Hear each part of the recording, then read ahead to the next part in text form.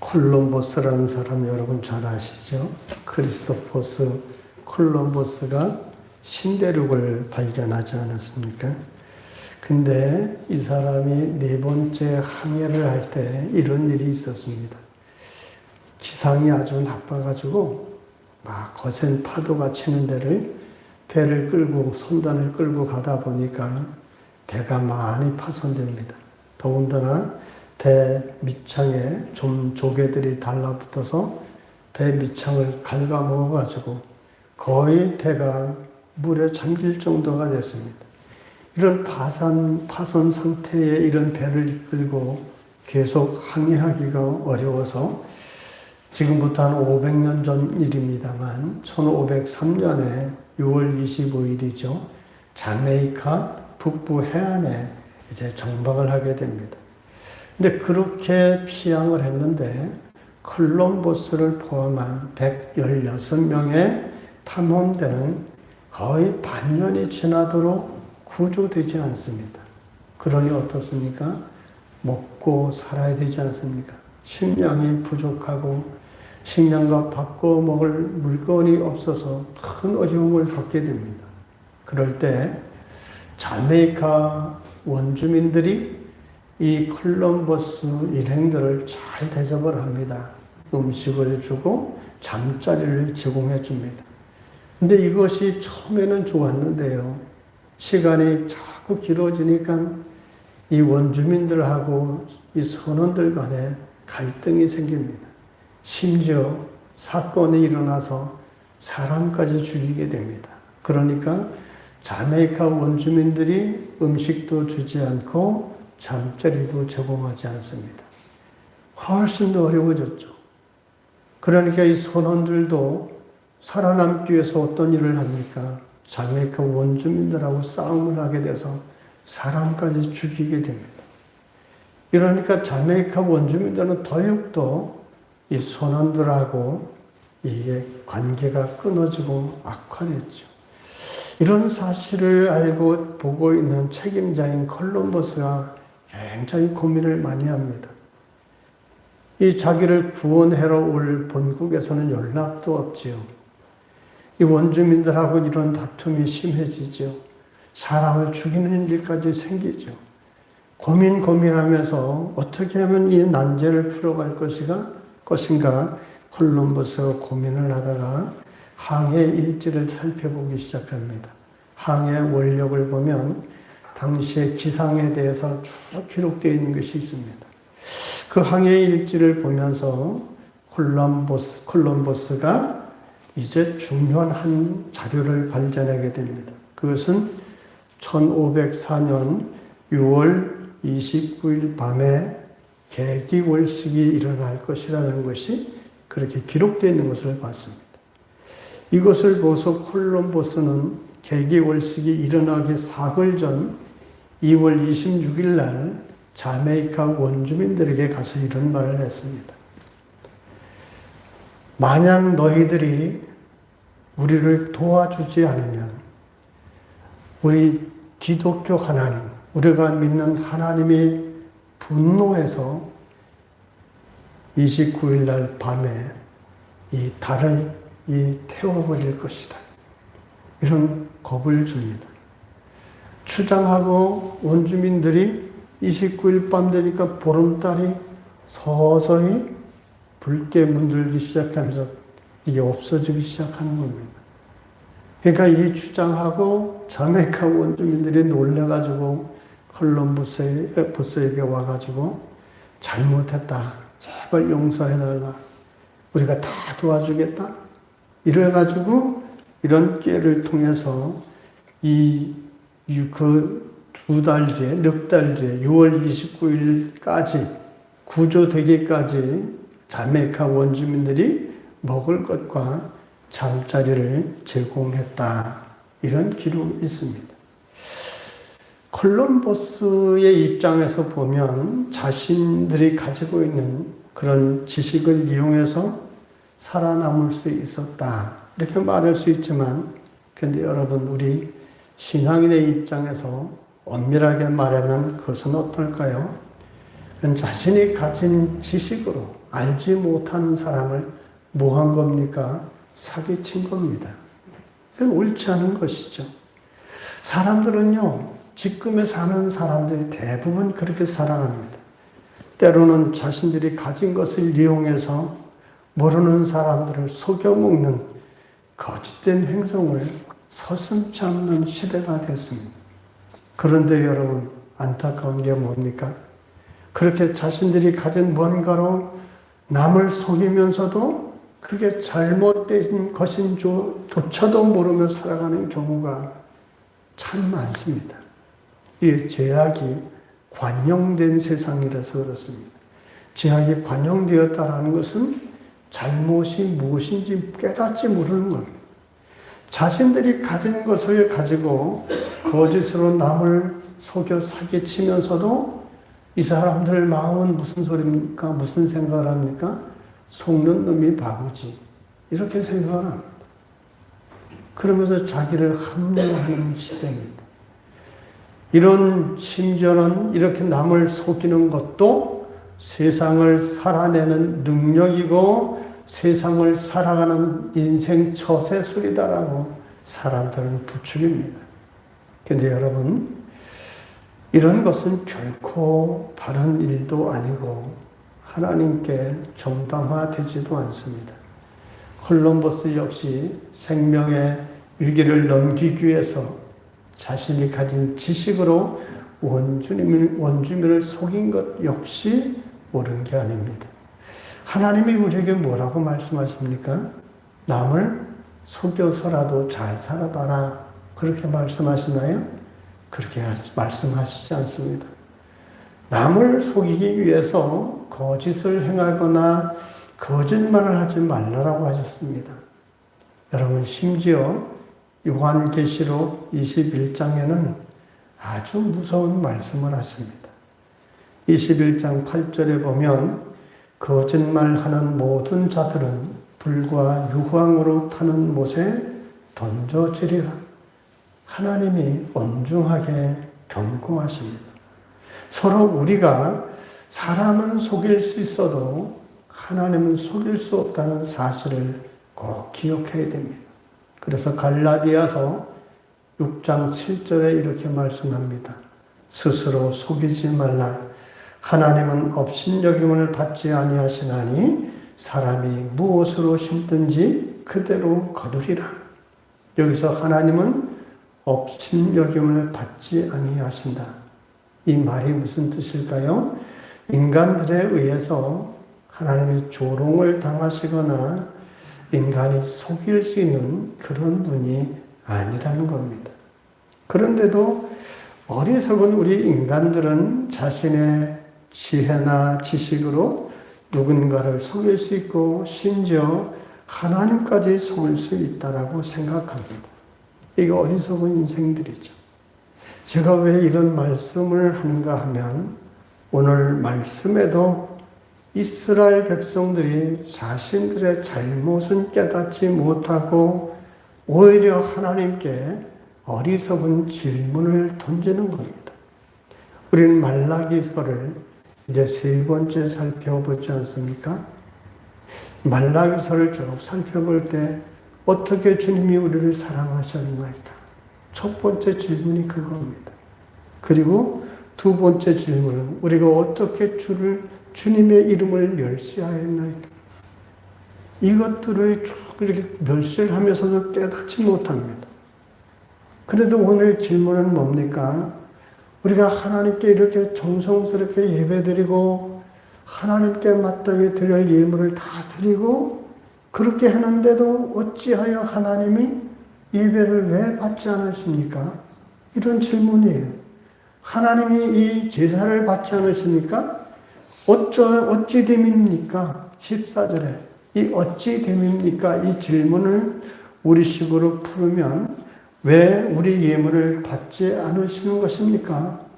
도대체 하나님 무엇 때문입니까? 도대체 하나님 무엇 때문에 내가 드리는 예배를 하나님 연락지 않으십니까? 내가 하나님께 간구하는 기도를 왜 하나님이 듣지 않으십니까? 왜 나의 간구에 응답해 주시지 않습니까? 이 질문인 거예요. 자기의 죄가 있으면서 하나님이 그래서 거부하심에도 모르고 왜 도대체 무엇 때문에 하나님 연락하지 않으십니까? 이 말씀을 하는 겁니다. 13절을 보면 하반절을 보면 이런 말씀이 있죠. 그러므로 여호와께서 다시는 너희 봉헌물을 돌아보지 아니하시며 그것을 너희 손에서 기꺼이 받지도 아니하시거늘 왜 하나님께서 그들의 제물을 받지 아니하신다고 말씀합니까?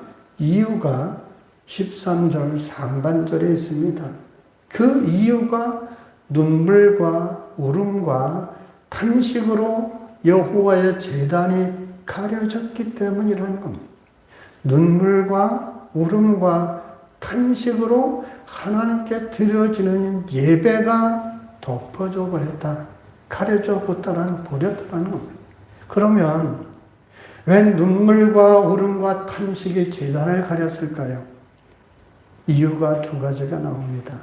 첫째는 형제에게 무엇을 행했기 때문이라고 합니까? 거짓을 행했기 때문이다. 우리 10절을 같이 봅니다.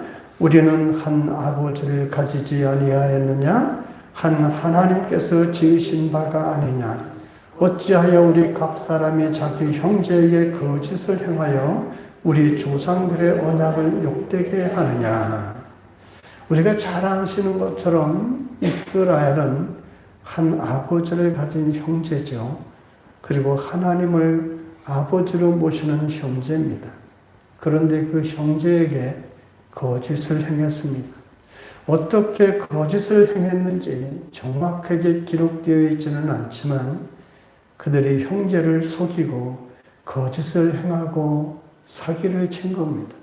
이것은 언약 백성인 것, 하나님의 자녀임을 부인하는 그런 행위들입니다.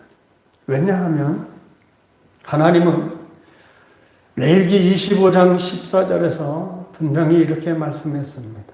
너희 각 사람은 그의 형제를 속이지 말라. 각 사람, 너희 형제, 하나님의 자녀들을 속이지 말라. 분명히 이렇게 형제를 속이지 말라고 하나님은 말씀했습니다. 세상 사람들이야 속이든지 하나님은 관여하시지 않겠지만 하나님의 사람들은 하나님의 형제를 속이지 말라고 하십니다. 그럼 왜 하나님의 형제들을 어떻게 속였다는 겁니까? 이스라엘 백성들은 아시는 것처럼 그 토지를 사고 팔 때 속이지 말라고 했습니다. 여기서 속이다라는 단어는 그 뜻이 사기치다, 억압하다, 혹사하다 이런 뜻이 같이 품어 있습니다. 그럼 이스라엘 백성들은 왜 토지를 팔지 말라라고 했을까요? 토지는 잘 아시는 것처럼 가나안 땅을 정복해서 땅을 분배할 때 지파별로 분배를 했습니다. 그리고 땅의 소유주는 개인이 아니라 영원한 하나님의 것입니다. 그래서 조상 대대로부터 물려받은 땅을 절대로 팔지 않게 되어 있습니다. 그래서 우리가 잘 아는 아합 시대에 자기 땅 때문에 목숨까지 잃으면서 땅을 팔지 않은 사람도 있지 않습니까? 그만큼 땅은 자기 목숨을 다해서 지켜오는 그런 땅입니다. 그럼에도 불구하고 그런 팔지 않는 땅을 팔게 되었다라고 생각해 보면 그런 상황이라면 팔지 않으면 죽을 수밖에 없는 절박한 상황에 있는 사람이 땅을 팔 수밖에 없다는 겁니다. 그런 팔 수밖에 없는 절박한 상황에 처한 사람이 땅을 팔 때는 어떤 사람이 땅을 삽니까? 대부분이 사회의 지도층이나 돈이 많은 사람들이 사게 되죠. 기업 물을 사람들이 사게 됩니다. 그런데 이 사람들이 거짓으로 형제를 속였다는 겁니다. 어떻게 속였을까요? 너무나 절박해서 이 땅을 팔지 않으면 살아날 수 없기 때문에 땅을 절박해서 팝니다. 이 절박함을 이용해서 돈 많고 사회적인 지위가 있는 사람들이 그 땅값을 어떻게 하죠? 후려치는 겁니다. 이걸 빼앗는 거예요. 거짓을 행해서 빼앗는 겁니다. 이것을 가리켜 하나님이 형제를 속인 것이다라고 하나님이 진노하시는 겁니다. 하나님이 왜 이런 진노를 하실까요? 형제에게는 하나님이 어떻게 하셨습니까? 과부나 애국이나 나그네나 고아에게 먹을 것을 주라. 형제에게 먹을 것을 주라고 하셨습니다.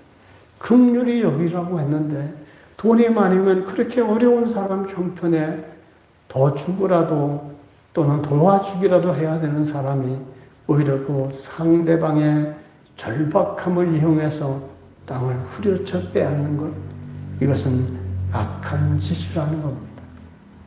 이런 거짓을 행한 것이 당시 이스라엘 사람들의 모습입니다. 그리고 하나님이 이런 말씀을 하십니다. 레위기 25장 17절에서 말씀하시길 너희 각 사람은 자기 이웃을 속이지 말고 내 하나님을 경외하라. 나는 너희의 하나님 여호와이니라. 무슨 말씀입니까? 이웃을 속이지 않는 것과 하나님을 경외하는 것이 어떻다는 거예요? 하나라는 겁니다. 내가 하나님을 경외한다면 당연히 이웃을 속이지 않아야 되고, 내가 이웃을 속이지 않는 것이 바로 하나님을 경외하는 것은 뜻입니다. 하나님을 공경하는 백성이라면 당연히 이웃을 속여서는 안 된다는 거죠. 말라기 선지자 당시에 이스라엘 백성들의 삶은 참 고달프지 않았습니까? 오래된 포로 생활에서 돌아와서 무너진 성벽을 쌓고 다시 성을 수축하고 그럼에도 불구하고 주변 강대국으로부터 틈틈이 공격을 받고 먹고 살기가 참 힘든 상황이었습니다. 그런데다가 오랜 가뭄까지 더하여서 아주 궁핍한 삶을 살았습니다. 그런 힘든 상황에서 사람들은 먹고 살기 위해서 참 무던히 애를 많이 썼습니다. 그런데 일부 돈 가진 사람들, 권력계나 있는 사람들이 이런 형제의 약점을 이용해서 자기 입속을 챙기는 행위를 저질렀던 겁니다. 그러니 고달픈 백성들이 어떻게 할까요? 호소할 곳이 어디밖에 없을 거라. 하나님밖에 더 있습니까? 여러분, 우리가 세상 살다 의지할 사람도 없고 하소연할 사람도 없는 사람들이 하나님 앞에 엎드리지 않습니까? 하나님 앞에 엎드릴 때 어떻게 합니까?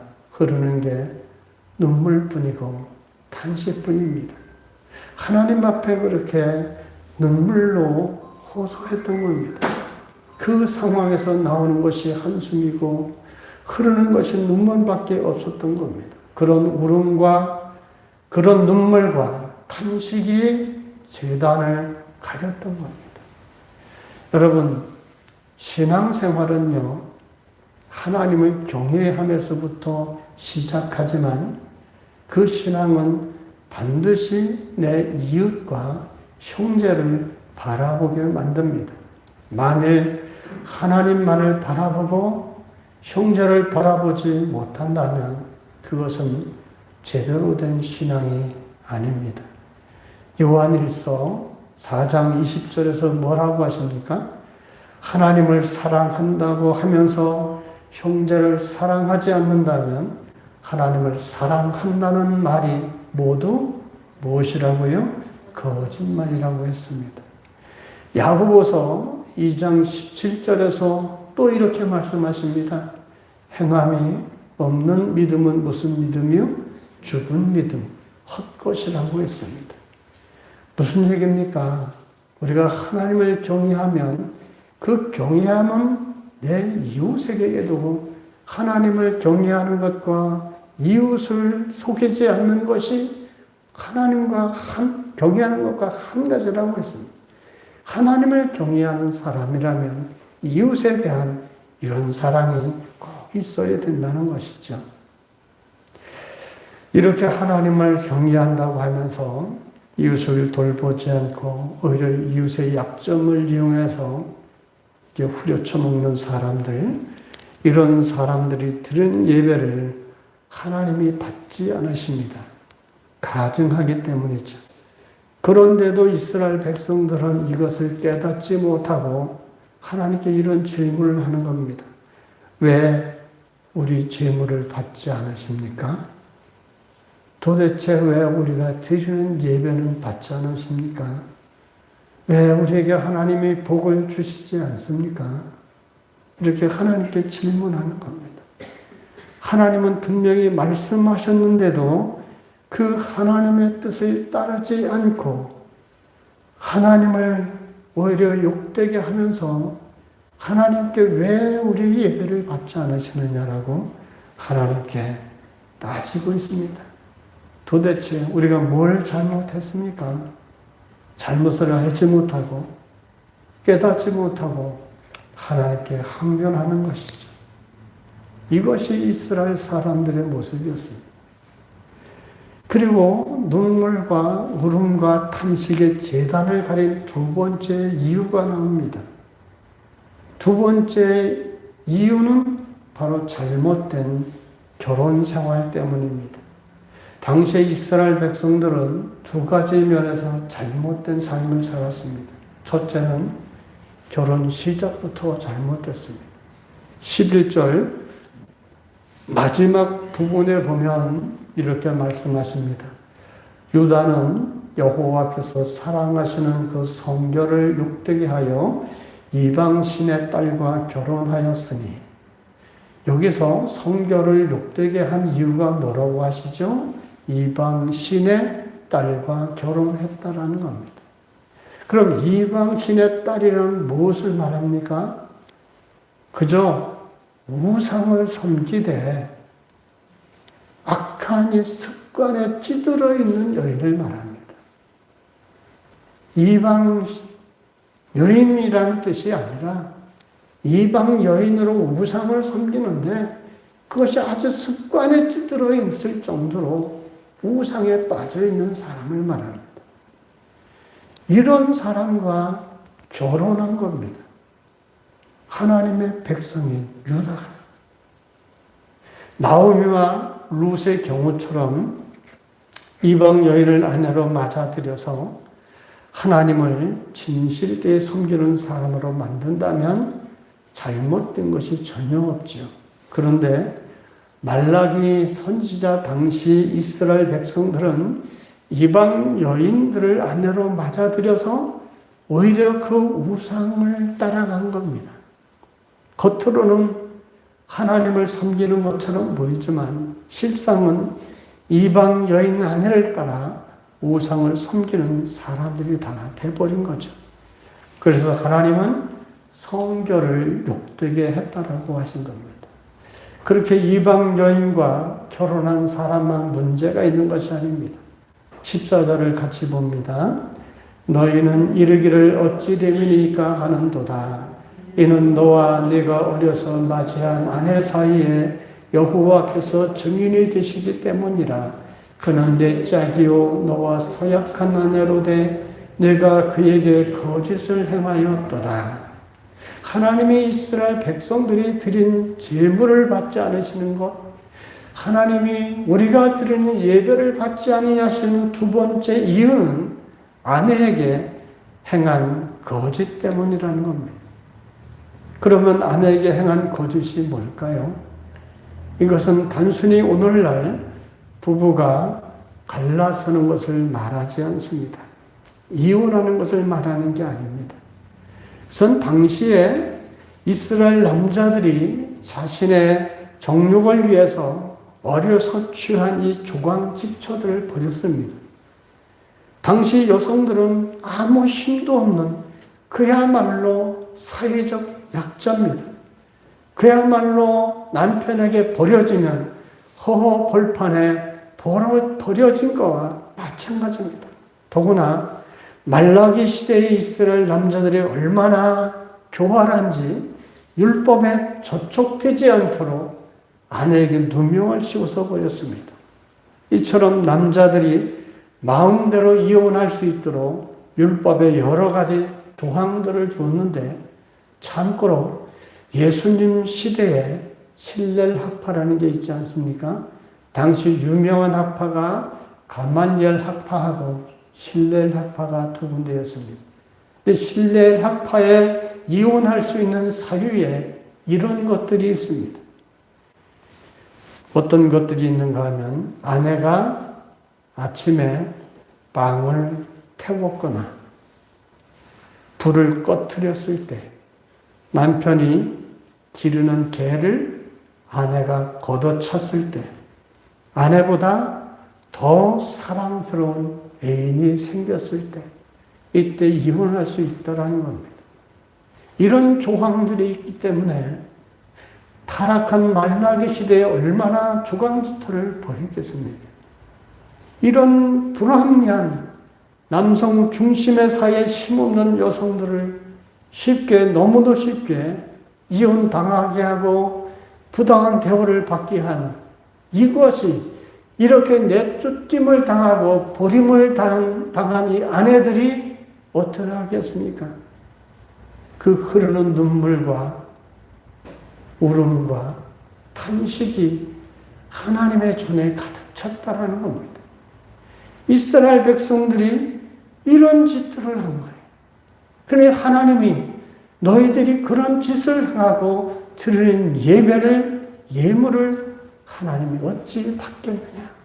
근데 너희는 그걸 깨닫지 못하고 도대체 하나님 무엇 때문에 내가 드리는 예배를 왜 안 받으십니까? 이런 얘기를 하는 겁니다. 남자들이 마음에 들지 않으면 핑계를 대서 이혼 증서를 써줘서 아내를 내버리는 것, 이것은 정말 참으로 악한 일입니다. 그런 과정에서요, 오늘 성경에도 보면 이 남자들은 거짓말을 지어서 누명을 씌웁니다. 심지어 아내에게 폭력을 가하기도 하지 않습니까? 16절에 나오는 옷으로 학대를 가린다는 말이 그 말입니다. 겉으로는 아닌 것처럼 꾸미지만 남들 몰래 아내에게 폭력을 행하고 이혼할 건수를 만들어 버렸습니다. 그러니 이혼당한 아내들의 억울함과 원통함이 얼마나 크겠습니까? 그렇게 억울하게 이혼당한 여인들의 눈물과 울음과 탄식이 제단을 가리기 때문에 너희가 드리는 제물을 받지 않으시겠다라는 겁니다. 그런데도 이스라엘 백성들은 뭐라고 묻지요? 어찌 되느니까? 왜 우리가 드리는 제물을 받지 않으십니까? 이렇게 묻습니다. 얼마나 어리석은 질문입니까? 자신들이 한 행동에 대해서는 전혀 부끄러운 줄 모르는 채 그런 질문을 던진 겁니다. 성도 여러분, 이스라엘 백성들의 신앙생활에 대해 하나님이 이렇게 지적하셨습니다. 그렇다면 우리 자신은 지금 우리가 하나님 앞에 온전한 예배를 드리고 있는가, 우리 자신도 살펴가야 되지 않겠습니까? 우리의 예배가 진정한 예배가 되기 위해서는 우리의 삶이 진실되고 거룩해야 됩니다.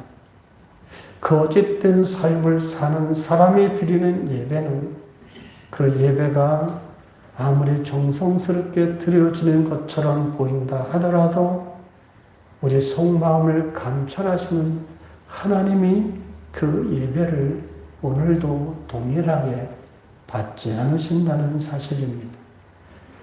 말라기 시대의 하나님이나 오늘 우리가 섬기는 하나님이나 동일한 하나님이요. 하나님, 그때의 하나님이 여전히 현재적으로 오늘도 그때의 하나님이십니다. 거짓된 삶은 하나님이 미워하신다는 말씀입니다. 오늘 말씀의 주요한 메시지가 거짓된 삶, 그것은 하나님이 미워하신다는 겁니다. 잠언 6장에 보면 하나님께서 미워하시는 것을 열거하시죠. 거기에 보면 거짓된 혀가 있습니다. 미워하는 것 중에 하나라고 하십니다. 우리 마음과 삶에서 거짓을 멀리하고 하나님의 말씀을 따라 진실하게 사십시다. 여러분, 다윗이 왜 모든 왕들의 기준이 됐습니까? 정직한 사람이었기 때문에 그렇습니다. 그런 분들을 통해 하나님의 은혜와 사랑을 베푸십니다. 우리 모두 하나님의 말씀을 따라 진실된 삶을 살고 하나님이 기뻐 받으실 예배자로 사십시다. 참된 예배자는 여러분 예배당에 있는 것이 아니라 우리의 진실된 삶의 자리에 있다는 사실을 꼭 기억하십시오. 한번 따라해 봅시다. 참된 예배자는 예배당에 있는 것이 아니라 우리의 진실된 삶의 자리에 있다. 우리 진실된 삶으로 하나님을 날마다 예배해서 하나님의 연락받으시고 하나님으로부터 오는 귀한 은혜를 받아 누리는 우리 모두가 되시길 주님 이름으로 축원합니다. 아멘. 하나님 감사합니다.